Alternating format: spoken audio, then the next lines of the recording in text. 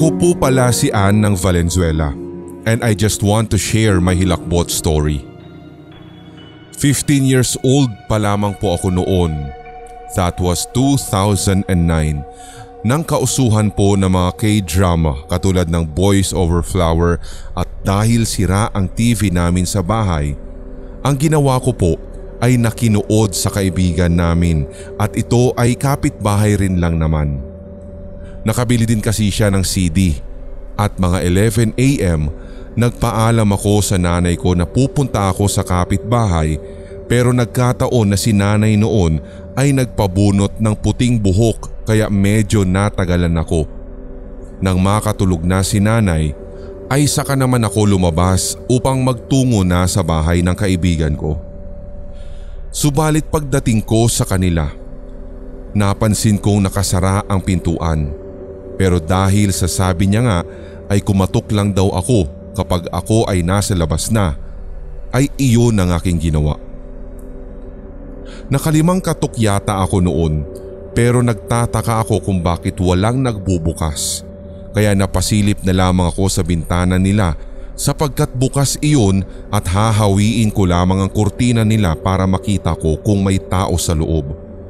Subalit bago ko palang mahawi ang kurtina nila na parang see-through, may nakita po akong babae na parang bagong ligo at kagagaling sa bandang kusina nila. Papunta na ito ng sala kaya na-excite ako at tinawag ko na po yung kaibigan ko sa ngalan niya. Pero parang hindi pa din niya ako nadidinig. Sinabi ko pa nga na, "Hoy, akala ko hindi ka maliligo kasi manunood muna tayo. Tapos maliligo ka lang kapag tulog na yung mga kapatid mo." Pero dead malamang ako hanggang sa humarap na yung babae sa salamin. Pagkaharap ng babae, doon ako nang hilakbot, Sir Red. Napansin ko kasing wala pong muka yung babaeng iyon. Sa sobrang takot ko ay dali-dali akong tumakbo papauwi ng bahay at umiiyak ako na ginigising si nanay. Nasampal pa nga po niya ako dahil naalimpungatan siya pero nung nagkuwento na ako sa kanya, sa halip na maniwala ay napagalitan pa po ako. Ang ginawa ni nanay, sumama po siya papunta sa bahay ng aking kaibigan pero nang siya na ang kumatok, nagulat na lamang ako dahil yung kaibigan ko ang nakita ko at hindi siya bagong ligo. Ang sabi niya ay kanina pa daw niya ako hinihintay at nasimulan na nga daw niya ang episode 1. Ang tagal-tagal ko daw kaya sinabi ko na imposible dahil nakita ko na may babae na naruroon sa loob ng kanilang bahay at nakalimang katok nga ako sa kanilang pinto. Kanina pa ako nag-aabang na pagbuksan ako pero nakita ko na nga yung babaeng walang muka. Inamin ko rin sa kanya na makailang beses ko siyang tinawag nang makita ko siya sa bintana pero wala daw siyang narinig at ang buong akala ng kaibigan kong iyon ay hindi na ako pupunta kaya tinapos na din daw niya ang pinapanood. Maraming salamat Sir Red sa pagbabasa ng aking hilakbot experience. Pagpasensya niyo na po yung mga mali sa aking entry pero marami pa po akong mga karanasan na katulad po nito. Saka ko na lamang pong ikikwento basta't lagi po akong solid sa inyong podcast, YouTube channel at maging sa inyong mga 24/7 live streaming. Yun po ang pampawala ng antok ko dito sa aming opisina.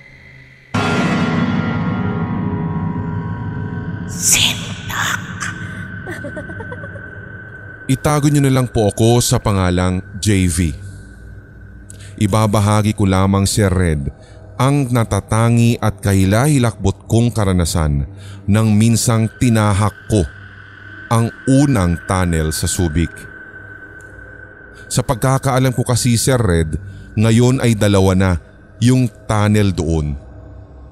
But anyway, hindi naman po sa iniyayabang o finiflex pero nagbigay po ng regalo sa akin ng aking daddy na hindi ko po talaga inaasahan. Fresh grad pa lamang po ako ng college noon pero hindi ko talaga inaasahan na bibilhan niya ako ng kotse bilang regalo. So dahil doon, talagang pinilit at sinikap ko na mag-aral ng mag-drive at kumuha din ng lisensya.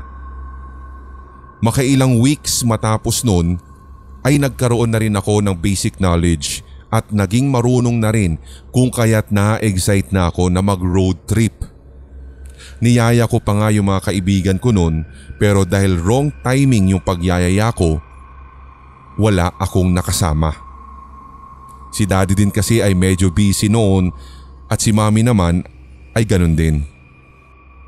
Nung nakatext ko na yung isang kaibigan ko na una ko nang naimbita, tanong niya kung saan ko daw ba balak mag-drive.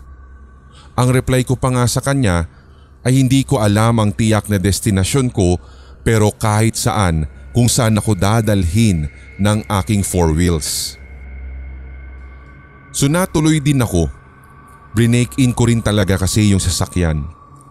Nawili ako sa pagdadrive hanggang sa ito nga, 9:30 PM na po iyon. Napadaan muna ako sa isang store at bumili nga ng pampasalubong sa aking mommy. Hindi ko na rin po talaga namalayan na ang pagmamaneho kong iyon ay nakaabot pa ng SBMA. Nang pabalik na ako, dumaan na naman ako sa tunnel. Pero dito na talaga nagsimula, Sir Red, yung labis na kaba habang papasok sa tunnel na iyon. Kumpara kasi kanina na medyo may liwanag pa ang araw at hindi pa lumulubog, wala naman akong naramdaman na kakaiba.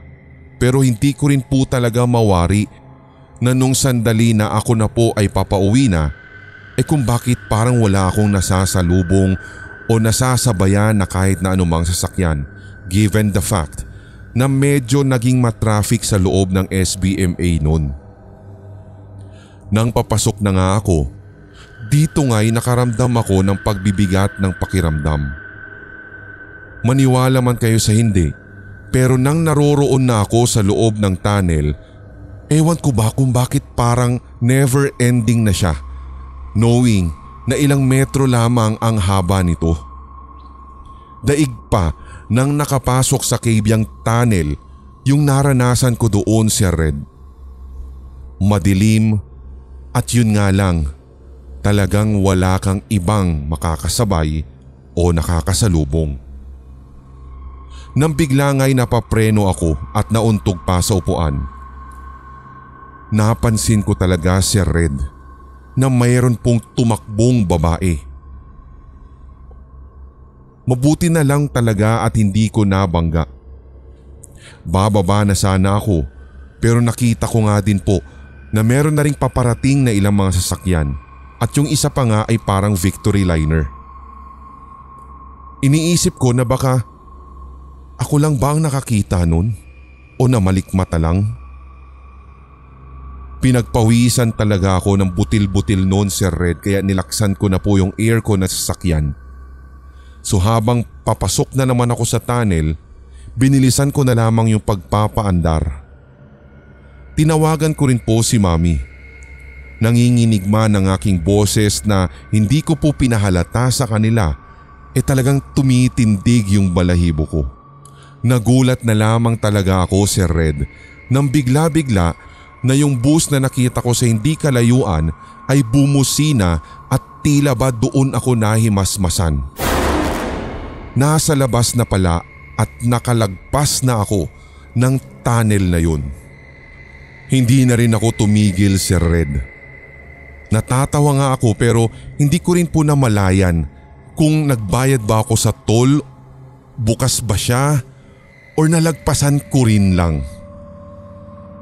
Medyo weirdo talaga yung nangyaring iyon kaya nang sumunod na road trip ko talaga, Sir Red, hindi na ako solo na nagmaneho.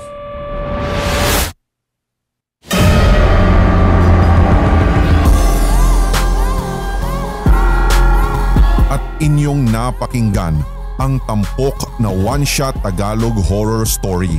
I-like, mag-comment at i-share ang episode na ito sa inyong social media, mga certified kasindak. Huwag pahuhuli sa mga bagong kwentong katatakutan dito sa ating channel, kaya pindutin na ang subscribe button at ang notification bell. Hanggang sa susunod na kwentuhan dito sa Sindak Short Stories.